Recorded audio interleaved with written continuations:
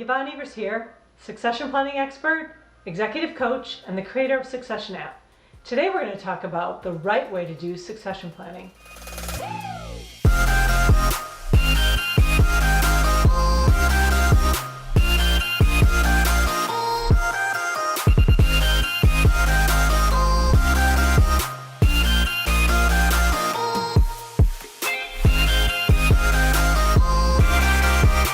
Succession planning means different things to different people in different organizations.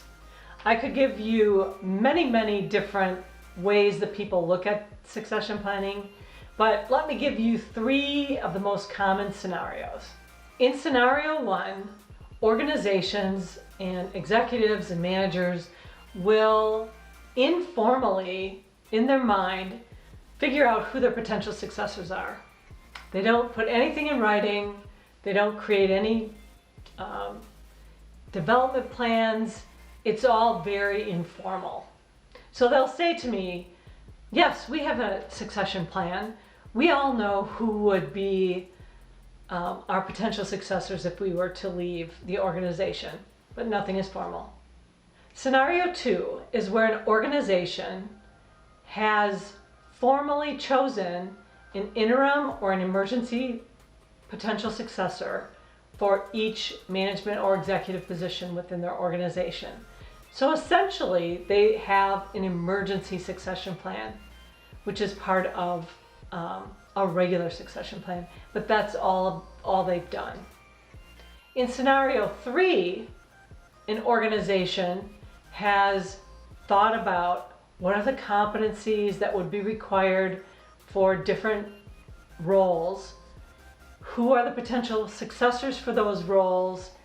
The incumbent would evaluate each of the potential successors, find out where their gaps are in terms of the competencies, and then they would create development plans for these potential successors, and then make sure they are monitoring their success in completing this development plan and creating more development plans so that these people can keep going. So which scenario are you using at your organization? If you're using scenario 1, you're doing things a little bit too informally. You're not necessarily developing your potential successors. If you're using scenario 2, you really know who's going to be there and who can take over if you have an emergency, and who can be the interim successor, but you don't have anything going forward. If you're using scenario 3, which is the complete process, you're actually doing a really good job of putting a succession plan together. So I want you to think about which scenario you're currently using. So here's what you can do. First of all, commit to formal succession planning. So any of you who are using that scenario 1 where it's informal, please commit to doing more of a formal succession planning, especially these days when we're having a lot of turnover at our organizations. People are moving around. We have the Great Resignation going on. We have a lot of retirements going on. You're needing to recruit people, and so we need to make sure that you're having doing some sort of formal succession planning. Number 2, communicate with your potential successors. Let them know that they are potential successors.